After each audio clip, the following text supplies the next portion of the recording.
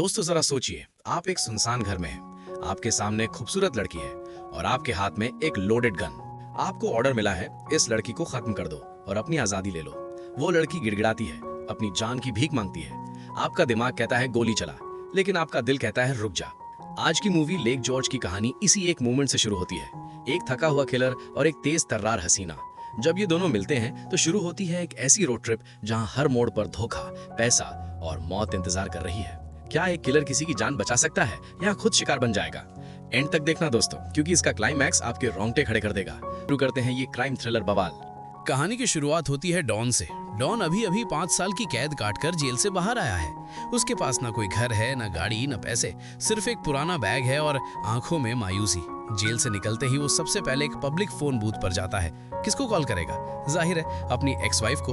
वो उम्मीद करता है कि शायद कोई उसका इंतजार कर रहा हो, शायद वो अपने बच्चों की आवाज सुन सके। लेकिन उधर से जवाब क्या आता है? तुम वापस आ गए, हमें लगा था तुम चले गए थे, प्लीज यहाँ मत आना, हमें तुम्हारी जरूरत नहीं है। Phone cut. सोचो दोस्तों, 5 साल का इंतजार 1 सेकंड में राख हो गया। डॉन वही फोन बूथ के पास खड़ा रह जाता है अकेला। उसे एहसास होता है कि दुनिया उसके बिना आगे बढ़ चुकी है। अब जब खोने के लिए कुछ बचा ही नहीं तो डॉन पहुंचता है उस आदमी के पास जिसकी वजह से उसकी ये हालत हुई, आर्मिन। आर्मिन शहर का सबसे बड़ा गैंगस्टर है और डॉन का पुराना बॉस भी। सीन देखिए, आर्मिन अपने महंगे मैंशन में बैठा है, महंगी शराब पी रहा है, शानो शौकत में है, और डॉन वो एक भिखारी की तरह उसके सामने खड़ा है। डॉन कहता है, मेरा हिस्सा दे दो आर्मिन, जो पैसे तुमने मेरे दबाए थे वो मुझे दे दो ताकि मैं यहाँ से दूर चला जाऊं। आर्मिन हंसता है। वो कहता है, डॉन तुम्हें लगता है तुम डिमांड करने की पोजीशन में हो? तुमने मेरा पिछला काम बिगाड़ा था, याद है? तुम्हारी वजह से मेरा नुकसान हुआ था। लेकिन अरमान के पास डॉन के लिए एक ऑफर है। वो कहता है, पैसा चाहिए? ठीक है, मेरे लिए एक आखिरी काम कर दो, एक सफाई कर दो और मैं तुम्हें अपने पैसे दे दूंगा। डॉन मना करता है, मैं किलर नहीं हूं अरमान, मैंने वो सब छोड़ दिया। तब अरमान अपना असली रंग दिखाता है। वो कहता है, या तो तुम ये काम करोगे या मैं तुम्हें अभी इसी वक्त हमेशा के लिए गायब करवा दूंगा। मौत या गुनाह? डॉन के पास चुनने के लिए कुछ नहीं था। टारगेट कौन है? एक लड़की, फिलिस। ये लड़की कभी अरमान की गर्लफ्रेंड और बिजनेस पार्टनर थी, लेकिन अब वो अरमान के राज जानने लगी है, हिस्सा मांगने लगी है। अरमान कहता है वो अब एक लायबिलिटी बन गई है, उसे ठिकाने लगा दे। डॉन को मिलती है खतारा 1983 की मर्सिडीज वैगन, जो शायद स्टार्ट भी ना हो, एक सस्ता बर्नर फोन और एक 45 कैलिबर पिस्टल। एक टूटा हुआ आदमी एक टूटी हुई कार के साथ एक जान लेने निकल पड़ता है।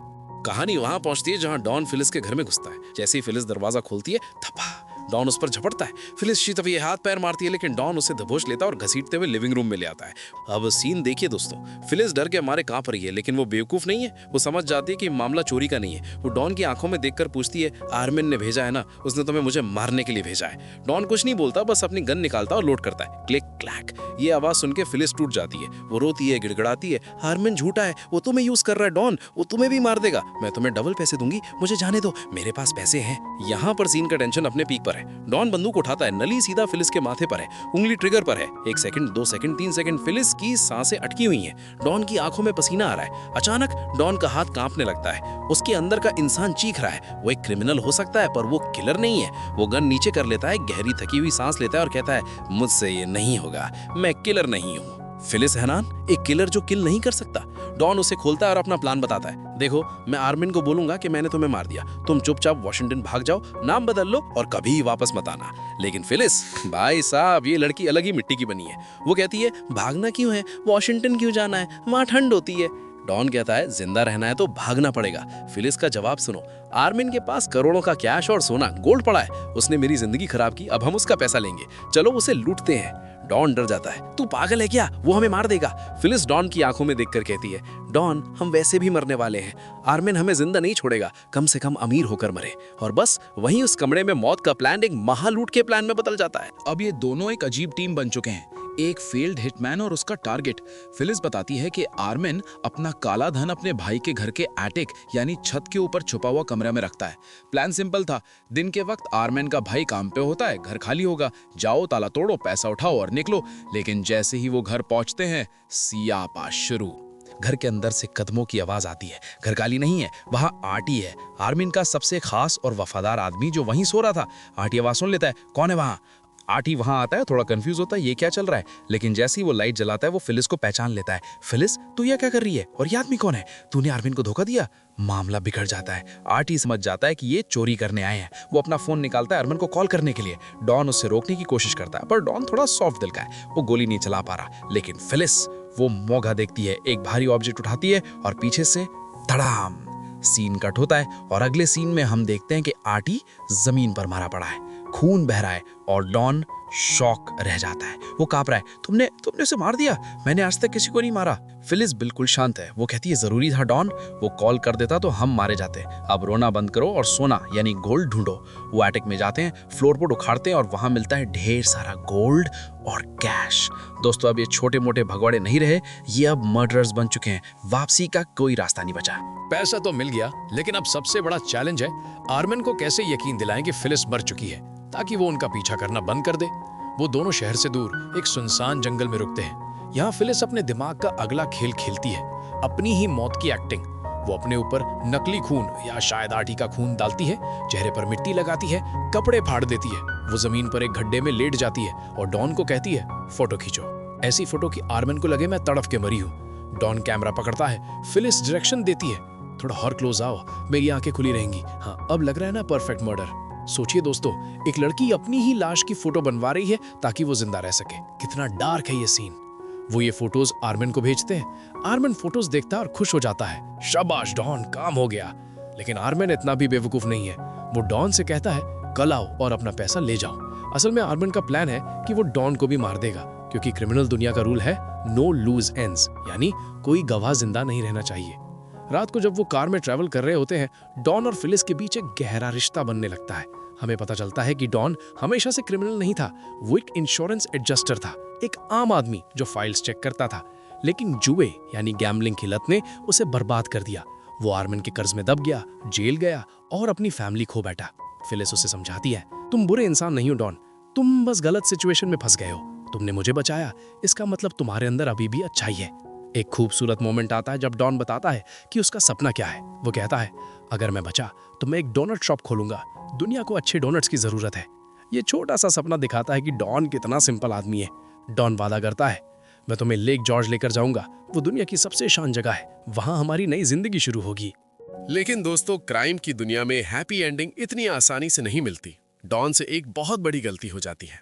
आर्मिन से बात करने के लिए वो अपना पुराना फोन ऑन कर लेता है, बस 1 मिनट के लिए। लेकिन वही 1 मिनट काफी था।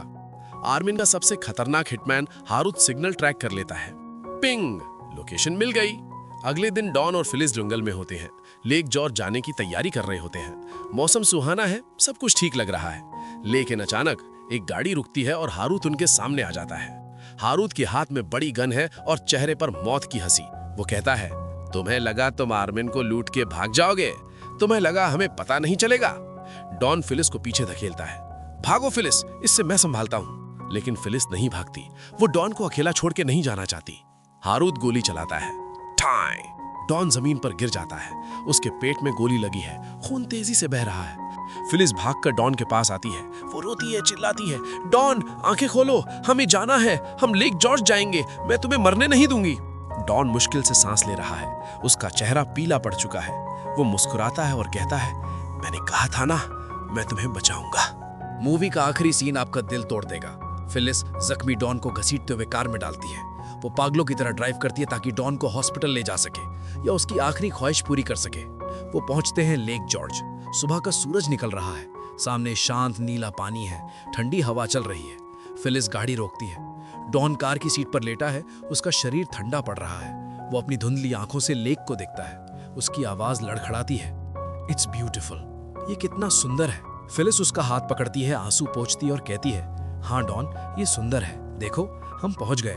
कैमरा धीरे धीरे पीछे जाता है, स्क्रीन ब्लैक हो जाती है। मूवी हमें ये नहीं दिखाती कि डॉन मरा या बचा। डायरेक्टर ने यह फैसला हम पर छोड़ दिया है। लेकिन एक बात पक्की है, डॉन ने अपनी पूरी जिंदगी में शायद पहली बार कोई सही काम किया। उसने एक जान लेने के बजाय एक जान बचाई। अपनी आखिरी सांस तक उसने अपना वादा निभाया। एक फेल्ड हस्बैंड, एक फेल्ड फादर, एक फेल्ड हिटमैन, आखिर में एक हीरो बन के गया। तो दोस्तों, ये थी लेक जॉर्ज की इमोशनल और थ्रिलिंग कहानी। इससे हमें ये सीख मिलती है कि इंसान बुरा नहीं होता, वक्त बुरा होता है। और कभी-कभी एक सही फैसला आपकी पूरी जिंदगी के पाप धो सकता है। आपको क्या लगता है, क्या डॉन बच पाएगा या ये उसका आखिरी सफर था? कमेंट करके अपनी थ्योरी जरूर बताना। अगर वीडियो पसंद आई तो लाइक दबाओ और चैनल को सब्सक्राइब कर लो। मिलते हैं अगली वीडियो में एक और धांसू स्टोरी के साथ। तब तक के लिए टेक केयर एंड बाय।